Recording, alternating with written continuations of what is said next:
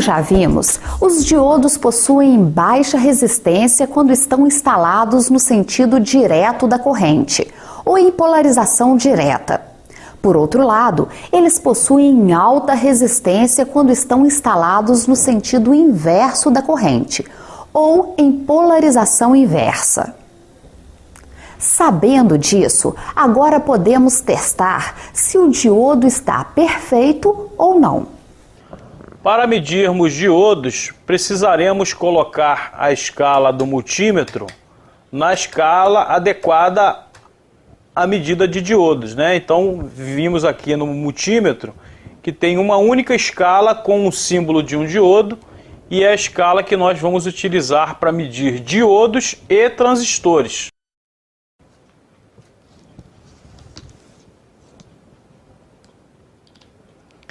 Ao medirmos o diodo, verificamos que numa posição nós vamos medir um determinado valor no multímetro e para saber se o diodo está bom você tem que inverter as ponteiras e nesse caso o multímetro tem que marcar infinito, né? Então se numa posição ele marcar um determinado valor que varia entre 200 e 900, tá? Você tem que agora inverter as ponteiras e tem que marcar infinito. Nesse caso, o diodo estará bom. Caso o diodo meça algum valor nas duas posições das ponteiras ou não meça valor nenhum em nenhuma das posições, esse diodo estará ruim, né? Se medir nas duas posições, ele estará em curto. E se não medir em posição nenhuma, esse diodo estará aberto. Os diodos possuem polaridade e precisam ser medidos nos dois sentidos para sabermos se ele está bom. Coloque o multímetro na escala de diodo e meça num sentido. Observe que o resultado foi infinito. Inverta as ponteiras do multímetro e meça novamente. Agora o resultado foi, por exemplo, 560. Este diodo está bom. Se por um acaso, ao medir numa posição e acusar leitura, por exemplo, 400, e ao inverter também acusar leitura, seja 400 ou outras, como 550, quer dizer que o diodo está ruim. Se nas duas posições o multímetro acusar infinito, indica que ele está em curto ou aberto e também deve ser substituído. Transistor. Para testar transistores, é aconselhável tirá-lo do circuito. Devemos lembrar que o transistor funciona como dois diodos. O transistor NPN tem essa configuração. Já para o transistor PNP, a configuração é esta. Para verificar se o transistor está perfeito, devemos então testá-lo considerando os dois diodos com polarização direta, variando de 200 a 900 ohms, e os diodos com polarização inversa, tendo que medir acima de 1 megaohms.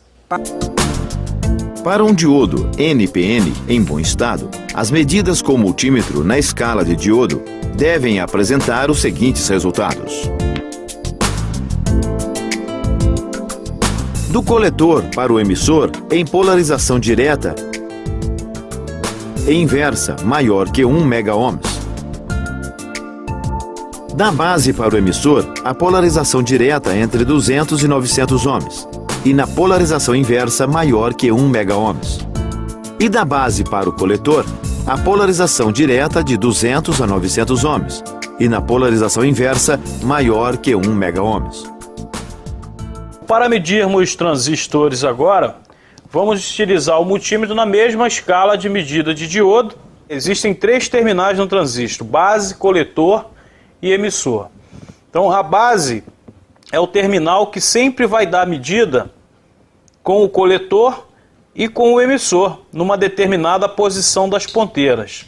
Ao inverter as ponteiras, se o transistor estiver bom, não deve dar medida nenhuma.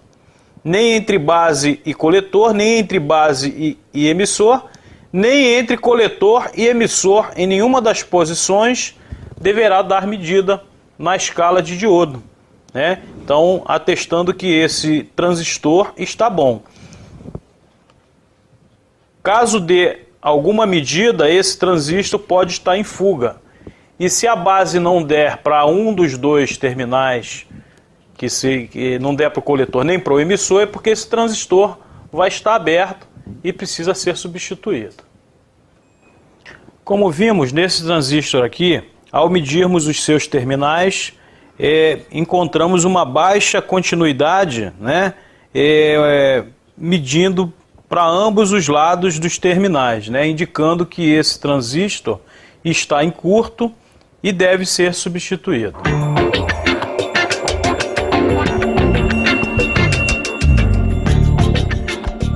Para medirmos fusíveis, vamos utilizar a escala de continuidade ou a menor escala de ohms, né? Para poder medirmos os fusíveis.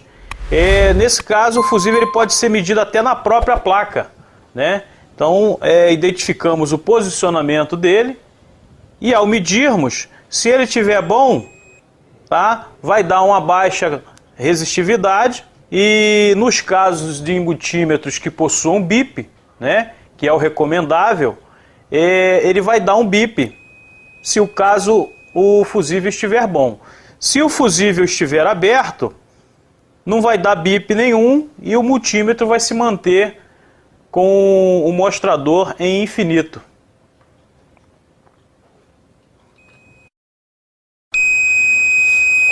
Nesse caso aqui, o fusível está bom.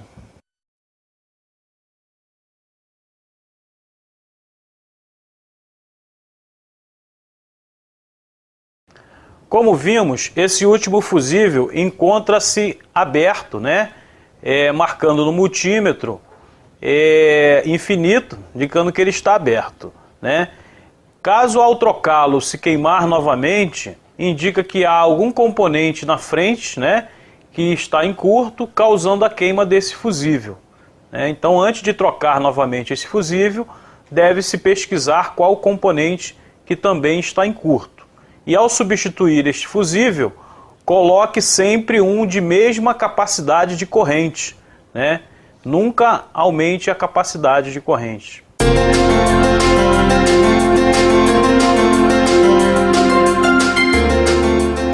Bom, vamos ver agora o funcionamento do osciloscópio. É um instrumento de medidas eletrônicas, né? Utilizados para se fazer o diagnóstico de defeitos em placas eletrônicas, né? E sua principal função é mostrar numa tela as formas de onda alternadas, contínuas ou formas de ondas de tensões elétricas, né? Variadas, né? De acordo com o circuito que se estiver analisando, né? Então ele possui uma tela, existem os osciloscópios que são de traço simples e o de traço duplo, como esse aqui, né? Então você tem como fazer a análise do defeito, né? Em duas partes ao mesmo tempo, né? E tem os osciloscópios com traço simples que você tem que fazer, só dá para fazer uma medida de cada vez. Então ele possui uma ponteira de acordo com o número de traço que ele tiver. E essa ponteira é feita com uma garra jacaré que você tem que colocar na parte aterrada do circuito que você estiver medindo. E a outra é uma ponteira que você faz a análise nos diversos pontos de um circuito eletrônico. Vários fabricantes de equipamentos, eles no manual técnico de manutenção do aparelho, eles mandam as formas de onda nos diversos pontos de análise, né? Então o técnico reparador de posse desse equipamento e com essa carta de formas de onda, né, ele vai pesquisando o defeito e na hora que ele não encontra um determinado desenho, né, de acordo com aquilo que ele vê na tela, ele pode julgar que aquele estágio da placa eletrônica esteja com algum defeito. E aí ele pode fazer uma medida mais apurada com outros instrumentos. na tela do osciloscópio, ele tem divisões, né, tanto na vertical quanto na horizontal. As divisões na vertical indicam o valor da tensão de acordo com uma base de tempo que tiver ajustada, né? Então, de acordo com a base de tempo para medida de tensão, cada quadrado desse vai representar um determinado valor de tensão, né? E os quadradinhos, né, é uma subdivisão desse valor que tiver configurado ali no botão de valor de tensão. Na horizontal, né, nós temos como verificar também a frequência dessa forma de onda, né? Se for uma forma de onda alternada, nós temos como verificar o valor dessa frequência, né, nos diversos pontos de análise do circuito. Para medirmos tensões, nós precisamos configurar o botão aqui de volts divisão, né, num determinado valor que a gente vai querer encontrar. Então, por exemplo, aqui está configurado para 1 volt por divisão, e aqui na ponteira também está o multiplicador por 1. Ou seja, cada quadrado desse aqui do osciloscópio vai representar 1 volts, né? À medida que eu mudar aqui para vezes 10, para o multiplicador para vezes 10, então o que vai acontecer? Cada quadradinho desse vai representar 10 volts. Então, na hora que eu estiver analisando uma placa eletrônica, para cada quadradinho desse que aparecer a forma de onda, né, ou tensão alternada ou tensão contínua, né, vai representar 10 volts. Então, colocando aqui em ponto 5, né, em 0,5 volts, né, em vezes 1 vai ser 0,5 cada quadradinho. Se eu colocar aqui para vezes 10, né, então cada quadradinho vai representar 5 volts, né, porque vai ser 0,5 vezes 10, que vai dar 5 volts por divisão. Para visualizar a imagem da tensão na tela, nós temos aqui alguns ajustes, né? Temos aqui o ajuste de intensidade, o ajuste de foco e o ajuste de escala iluminada, né? Que o técnico ajusta de acordo com a sua sensibilidade. E aqui, para a amostragem das tensões, nós temos aqui uma chave seletora que seleciona se a tensão que nós vamos medir é uma tensão AC ou uma tensão CC, né? E aqui também nós podemos ajustar a posição 0, né? Em caso que a gente for precisar medir uma tensão de amplitude muito alta, a gente pode ajustar o 0 um pouco mais abaixo da linha do meio. Vamos realizar a medição. Primeiro, prenda a garra jacaré em um ponto de aterramento da placa eletrônica. Para facilitar, soldamos um fio em um ponto de aterramento. Agora, ajuste o seletor de voltagem do osciloscópio para a graduação de 5 volts, porque a tensão a ser medida é alta. Coloque a ponteira para multiplicar por 10 vezes. Por fim, coloque a chave seletora para a tensão alternada. Com o aparelho configurado, pode ser realizada a medição. Observe que a onda gerada é de corrente alternada e que sua altura a partir do meio da curva é de 3 quadrados mais 2 traços. Como cada quadrado equivale a 50 volts, temos como resultado uma tensão de pico de 170 volts. Como é que, medindo uma tensão de 127 volts em média, a gente consegue ler 175? Porque, na verdade, ali está medindo a tensão de pico, né? E a tensão de pico é o valor da tensão nominal, que é 127, vezes uma constante, que é 1,41.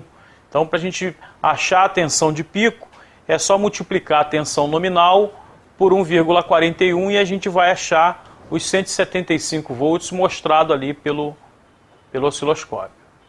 Vamos agora fazer algumas medidas com o osciloscópio na placa eletrônica da fonte de alimentação, conforme vimos o funcionamento anteriormente, né? Inicialmente vamos fazer a medida na parte logo depois do retificador de tensão, né, que tem a função de eliminar o ciclo negativo da tensão, deixando somente a tensão positiva, né?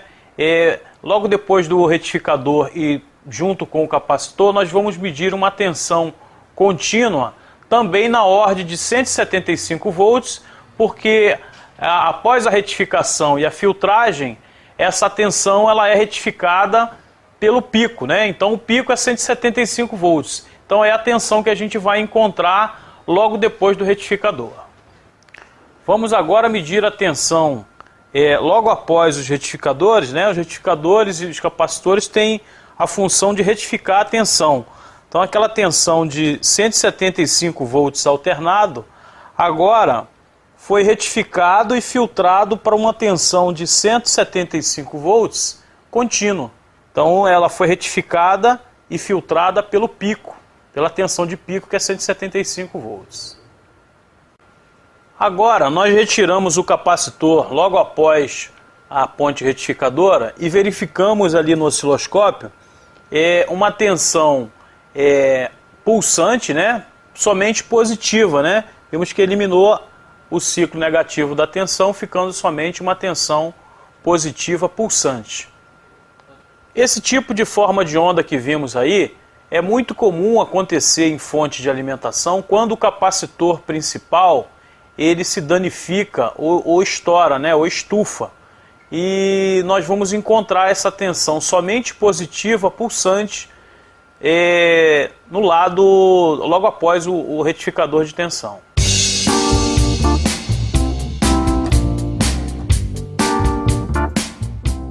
Bom, antes de iniciarmos a manutenção em placas eletrônicas, é importante tomarmos cuidado com a eletricidade estática, que é uma propriedade de materiais absorverem, né, e acumularem energia, né, eletricidade estática, né? Então, recomendamos que na sua bancada, né, se ela for de madeira ou se for de fórmica, que você coloque um papelão para poder isolar, né? Além de isolar, amortecer o equipamento que você vai colocar em cima da sua bancada, né? E que isso vai proporcionar o isolamento da eletricidade estática que a bancada absorve em relação à placa eletrônica que você vai fazer o reparo. Observe que a mesa deve ficar totalmente forrada. Uma outra precaução também é a utilização de uma manta antiestática para proteger a placa eletrônica, né? Devidamente aterrada, né? E sempre quando você for fazer o retrabalho de placas eletrônicas, utilizar a placa em cima dessa manta, né? Então essa manta ela vai aterrar toda a eletricidade estática que tiver na placa, né? E também vai isolar qualquer eletricidade advinda da parte de madeira, né? Outra coisa também, quando você estiver utilizando a manta antiestática, utilizar a pulseira, né? Porque a pulseira vai proteger o técnico da eletricidade estática, né? Da descarga de eletricidade estática na placa eletrônica. Então sempre utilizar a pulseira também devidamente aterrada, né, junto com a manta antiestática. Tanto a manta quanto a pulseira devem ser conectadas a um fio devidamente aterrado. Na ausência da pulseira antiestática, poderemos utilizar também a luva antiestática. A luva antiestática, na verdade, ela não descarrega a eletricidade do corpo do técnico, mas ela isola, né, a eletricidade, a descarga da eletricidade sobre a placa eletrônica.